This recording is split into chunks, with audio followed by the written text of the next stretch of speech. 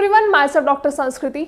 और आज इस वीडियो में हम बात करेंगे कि एक पैरालिसिस पेशेंट को कितनी नींद लेनी चाहिए, आइडियली कितना उनका रेस्ट पीरियड होना चाहिए, उन्हें कितनी देर तक आराम करना चाहिए, ये सब आज हम इस वीडियो में जानेंगे। लेकिन उससे पहले अगर हम बात करें कि पैरालिसिस पेशेंट्स को तो आराम करने के लिए बोला ही जाता है, तो ये बात बिल्कुल गलत है। आप हर कंडीशन में, हर बीमारी में आराम कर सकते हो, लेकिन जहां बात आती है पैरालिसिस पेशेंट्स की, वहां पे आपको कम से कम आराम करना है, कम से कम नींद लेनी है। अब कम से कम का मतलब ये भी नहीं है कि सिर्फ आप दिन में 3 से 4 घंटे सो गए। आइडियली अगर हम बात करें दिन में कितने घंटे होते हैं, 24 घंटे। 24 घंटे में से 12 घंटे आपको एक्चुअली अपनी एक्टिविटीज में इन्वॉल्व रहना है। मतलब आप कोई भी एक्टिविटी कर सकते हो, कुछ भी कर सकते हो, किसी से बात कर सकते हो, हल्की फुल्की कोई भी अपना जितना भी अपना काम है वो आप कर सकते हो। लेकिन जहां बात आती है नींद की, उसमें से सिर्फ और सिर्फ 6 से 7 घंटे हैं जो आपको आइडियली सोना है। पैरालिसिस पेशेंट्स को ध्यान ये रखना है कि अगर वो बहुत ज़्यादा आराम करेंगे तो उनकी रिकवरी बहुत ज़्यादा डिलेड होती चली जाएगी, क्योंकि हम सभी को ये बात ऑलरेडी पता है कि पैरालिसिस पेशेंट्स की रिकवरी बहुत ज़्यादा स्लो है। हमें रिजल्ट्स बहुत लेट देखने को मिलते हैं और कई बार तो इतने ज़्यादा स्लो होते हैं कि पेशेंट खुद डिमोटिवेट हो जाते हैं कि हमें कोई आराम ही नहीं मिल रहा। तो इसीलिए पैरालिसिस पेशेंट्स के लिए ये जानना बहुत ज़्यादा ज़रूरी है कि उन्हें बहुत ज़्यादा आराम नहीं करना है। अब आराम से आप सोचोगे कि हम आराम नहीं करेंगे, पैरालिसिस के पेशेंट है, हम तो अपना खुद से कोई काम ही नहीं कर पा रहे, तो हम पूरे दिन क्या करें।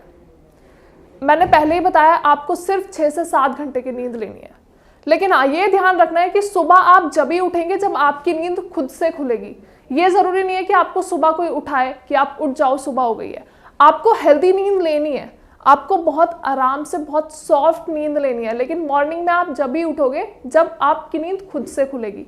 तो जरूरी ये है कि दिन में आप कम से कम सोए, आधा घंटा 1 घंटा इज मोर देन सफिशिएंट। आपको बहुत 2-3 घंटे 4 घंटे की नींद नहीं लेनी है। अपना जो सोने का समय है उसको हटा के आप अपनी एक्टिविटीज में इन्वॉल्व हो, अपनी एक्सरसाइजेस करना शुरू करो, अपने खाने पीने पे थोड़ा सा ध्यान रखो, और जो भी एक्टिविटीज आप खुद से परफॉर्म कर सकते हो, मतलब हल्का फुल्का आपका जो भी हाथ पैरों की मूवमेंट है, जो भी हल्की आपकी एक्सरसाइजेस हैं, आपके थेरेपिस्ट आपको एक्सरसाइजेस कराने आते हैं, तो उनके साथ आप इन्वॉल्व रहो। ये नहीं, मैं ये कभी भी नहीं बोलूंगी कि पैरालिसिस पेशेंट हमेशा दिन में सोते रहें या दिन भर आराम करते रहें। ये बात पैरालिसिस पेशेंट्स के लिए बिल्कुल गलत बात है, क्योंकि जब भी हम आराम की बात करते हैं तो हमारा ना तो दिमाग काम करता है, ना हमारे शरीर की कोई भी मांसपेशियां काम करती हैं, और हम बिल्कुल स्टैटिक एक सीधी लाइन में लेटे रहते हैं। तो आपको अगर एक स्पीडी रिकवरी चाहिए, एक जल्दी से जल्दी आपको रिजल्ट्स चाहिए, अपनी रिकवरी चाहिए, तो आपके लिए ये बहुत ज़्यादा ज़रूरी है ये जानना कि आपको नींद कम से कम लेनी है, आपको आराम कम से कम करना है। रात को आप अपने 6 से 7 घंटे की नींद ले सकते हो आराम से, कोई दिक्कत नहीं है। लेकिन जहां बात आती है दिन में सोने की, वहां सिर्फ आधा घंटा या फिर 1 घंटा मैक्सिमम, उससे ज़्यादा आपको आराम नहीं करना है। सोने के अलावा बहुत सारे ऐसे काम हैं जो आप कर सकते हो। लाइक सपोज फॉर एग्जाम्पल, हम लेटे हुए हैं, हम बैठे हुए हैं आराम से, आपके पास कोई बैठा है अगर, तो उससे बातें करने की कोशिश करो, उससे एक हेल्दी कॉन्वर्जेशन करने की कोशिश करो। मैं ये बिल्कुल भी नहीं बोलूँगी कि आप ज़बरदस्ती बोलो, लेकिन हाँ, कोशिश ज़रूर करनी है, क्योंकि पैरालिसिस पेशेंट्स के लिए ये टफ होता है कि वो अच्छे से बोल पाएँ। लेकिन हम ये बिल्कुल भी नहीं सजेस्ट करते अपने पेशेंट्स को कि वो बिल्कुल बात ही ना करें, बिल्कुल इन्वॉल्व ही ना हो, क्योंकि जब भी पेशेंट्स एक हेल्दी कॉन्वर्जेशन में होते हैं या फिर आपस में बातचीत करते हैं, तो उनसे उनकी ब्रेन की फंक्शनल एक्टिविटीज़, उनकी मस्कुलर मूवमेंट्स, जैसे अभी मैं बात कर रही हूँ तो मेरे हाथ पैर अपने आप चल रहे हैं। सेम विथ पैरालिसिस पेशेंट्स, जब पेशेंट बात करने की कोशिश करेंगे तो उनके हाथ पैरों की मूवमेंट भी होगी। अभी मैं एक सीधी स्ट्रेट लाइन में खड़ी हूँ, लेकिन कोई भी अगर मेरा रिलेटिव है, कोई भी मेरा फ्रेंड है, वो मुझसे बात करने की कोशिश कर रहा है लेकिन वो इस साइड खड़ा हुआ है, तो मेरी गर्दन ऑटोमेटिकली इस साइड मूव होगी। यही हमें पैरालिसिस पेशेंट्स के साथ करना है। जो इंपॉर्टेंट टाइम पैरालिसिस पेशेंट अपने रेस्ट में, अपनी नींद में गंवा रहे हैं, वो टाइम हमें यूटिलाइज करना है कि पैरालिसिस पेशेंट इंगेज रहें, अपनी एक्टिविटीज़ हल्की फुल्की, चाहे वो बात करना है, चाहे वो कोई सामान उठा के इधर रखना है, चाहे खुद से अपना कप से पानी पीना है, चाय पीना है, कोई भी ऐसी एक्टिविटीज़ में खुद को इन्वॉल्व रखें, खुद को इंगेज रखें।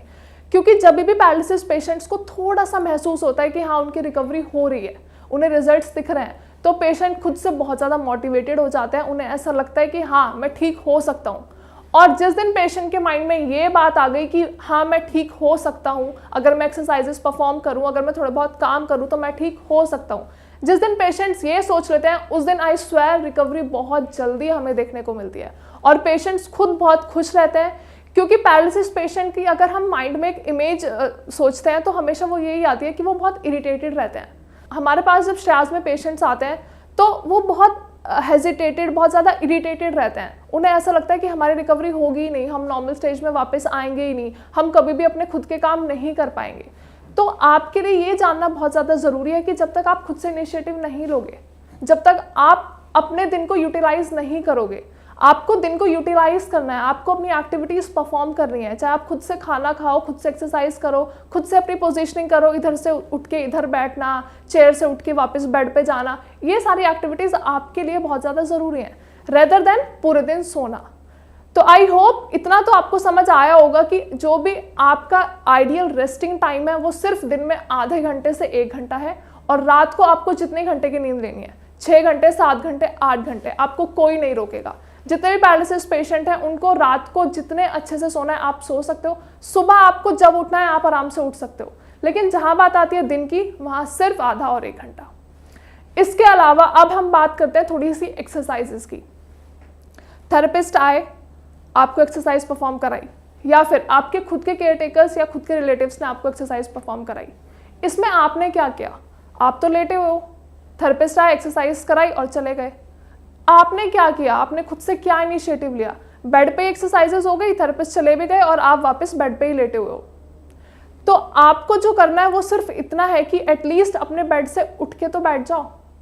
लेकिन कैसे? With proper supports. जितने भी केयर टेकर्स हैं, जितने भी थेरेपिस्ट हैं, उनको ये ध्यान उनके लिए ध्यान रखने वाली बात ये है कि जब भी आप पेशेंट को बैठाते हो तो आपको एक सपोर्ट के साथ बैठाना है। कौन सा सपोर्ट? आप पिलोज यूज कर सकते हो या फिर आप बेड का सिरहाना यूज कर सकते हो। बेड के सिरहाने के साथ आप पेशेंट की बैक अच्छे से सपोर्ट करके उन्हें बिठा सकते हो। क्यों?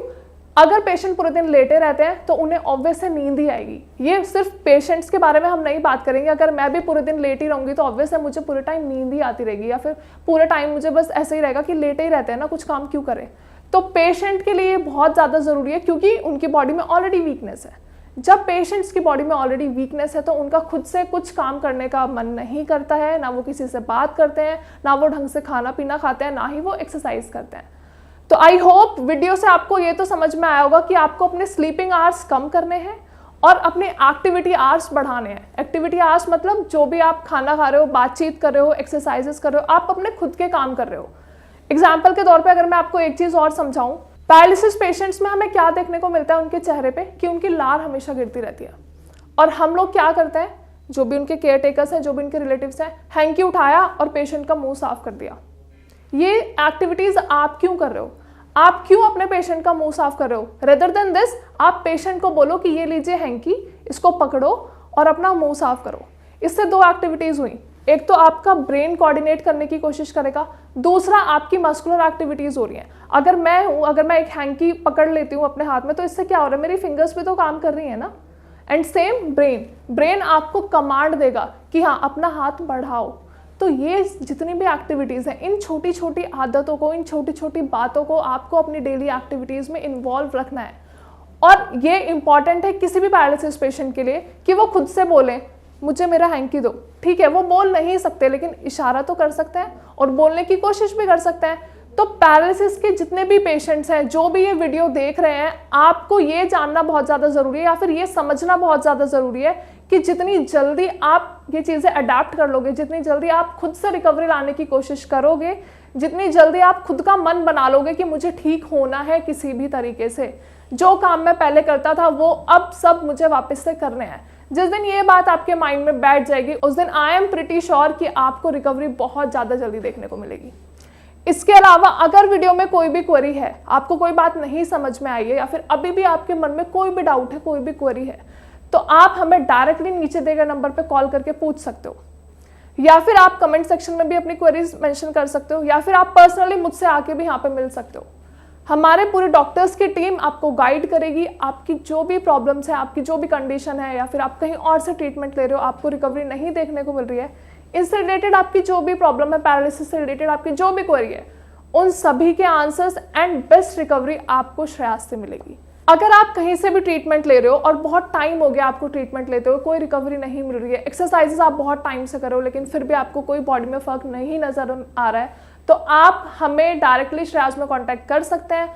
और अगर आपको और इससे रिलेटेड और भी कोई प्रॉब्लम हो रही है, कोई और पैरालिसिस से रिगार्डिंग कोई भी क्वेरी है, तो आप कमेंट सेक्शन में भी क्वेरीज मेंशन कर सकते हो। और अगर आपको वीडियो थोड़ी बहुत भी समझ में आई हो, थोड़ा बहुत भी कुछ भी समझ में आया हो, तो please do like, share and subscribe my channel. Thank you so much.